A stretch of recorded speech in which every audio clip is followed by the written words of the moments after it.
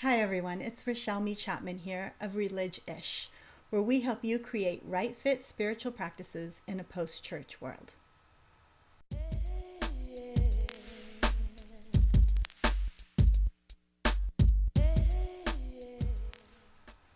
I'm actually on vacation this week, so I'm pre-recording this episode right on the heels of last week's episode, which was all about abstinence education and virginity and true love waits in the Christian milieu. And last week we started this discussion around abstinence only education and sort of the cult of virginity that is often taught both in churches, especially evangelical and fundamentalist churches, and in our Judeo-Christian Protestant culture at large. So last week we talked about sort of what that kind of education has done for you in your growing up, and what kind of fallout that might have caused, what benefit it might have caused. And we're trying to engage a discussion around sexuality, starting with this virginity message. Now, I'm on vacation this week, so whatever live questions and stories are coming in the comments or through my email, I'm not going to be able to respond to them until next week. But I did want to just tell you one story that I grew up with in the Fundy Evangelical Church, and how confusing that was for me as a young person. And that was this metaphor that we were shown this picture in youth group of a line drawing, like a cartoon drawing, of a pit, like this really gooey, gross, slimy pit. And there was a ladder going down, down, down, down, down into the pit. And there was this young couple, and each rung of the ladder was labeled something else, like hugging, hand-holding, kissing, heavy kissing, petting. Do we even use that word anymore? I don't think we do. Petting. Probably nowadays you'd have a rung that said oral, and then, intercourse, like full-on intercourse. Full-on intercourse was down at the bottom of the pit. So, like, everything I was taught in youth group and at my private schools and in my home was, that sex is a dirty, rotten, horrible thing that you save for the one you love. And it was so confusing to have all these messages and all these images in my head about sex being bad, and then somehow, right after you say I do, sex is good and beautiful. Another metaphor that I heard later in life, when I had already kind of worked through some of this stuff, but I was going to seminary and I was talking with someone who was training to be a youth pastor. And he said to me, "Oh, well, the story I like to tell my boys is that sex is like a vicious, hungry, starving lion, and you don't want to get your head anywhere near that lion's mouth." So then there's this message of like fear and danger around sex.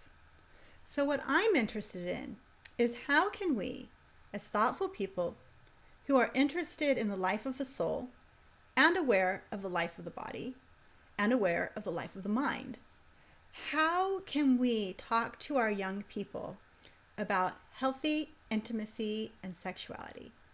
How can we talk to them about, if you believe in a creator God, being created in God's image, so a beautiful body that you don't have to be ashamed about, a beautiful mind that thinks about sex, and you shouldn't have to be ashamed about that, a beautiful set of emotions that want to be intimately connected with other people, a beautiful set of physical needs that sort of drive you in a certain direction.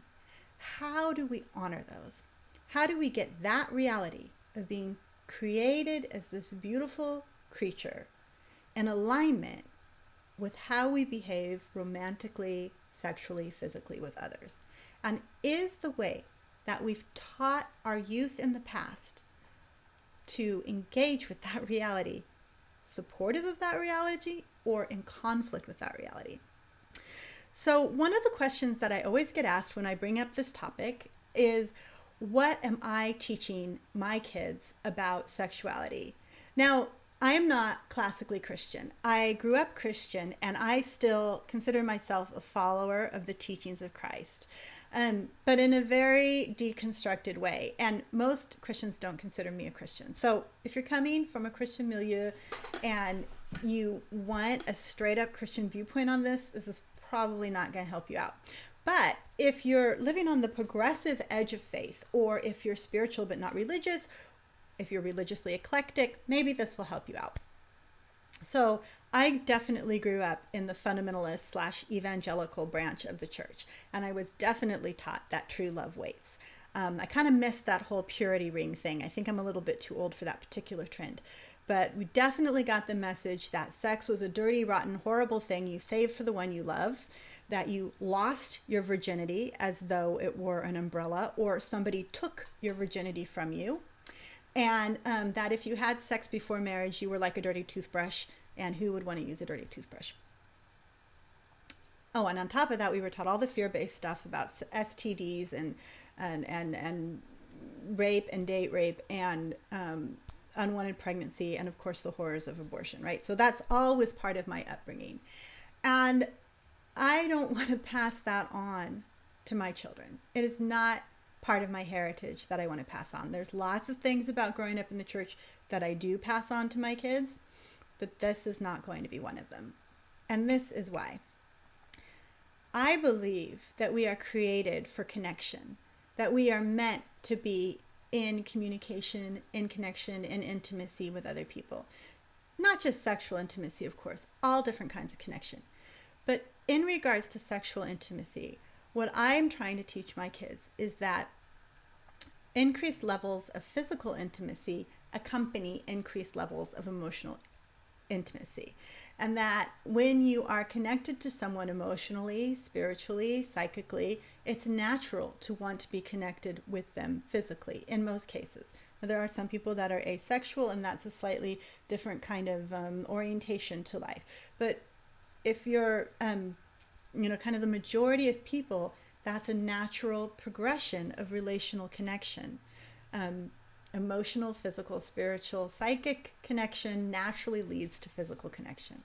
So what I teach my kids is that they have beautiful bodies that are designed to want to connect in a certain way, and that when they are emotionally ready and physically ready to connect at various levels of sexual intimacy, that there is no shame around that, and that there is no condemnation about that. Now, I don't want them to feel pushed around by culture, which tends to hypersexualize especially young women, more so than young men. And I don't want them to be pressured by the people in their lives, but I want them to be empowered to make thoughtful sexual choices that are in alignment with what they're feeling, what they're thinking, and what they're experiencing with another person. So to me, the key there is that alignment language of, is the connection in other parts of their life in alignment with what they want physically? I'm really interested in talking with you more about that, and I'm hopeful that the questions and the stories that you send in will help shape this very broad and very complex conversation. So please, ask me my opinion on things. Tell me stories that you would like help sort of working through or understanding. Ask me questions. And let's get a dialogue going around this idea of sexuality and spirituality, the fallout and benefit of faith, and what we can do for ourselves and for the next generation. I'll be back next week answering some of your questions live. You can put them in the comments, or you can email me at Rachelle@magpiegirl.com. And I hope that until then, you will get curious about what you've been taught in the past and what you believe today. That you will trust your gut to guide you, and that whatever you do, you will live from a place of love. Amen. Amen.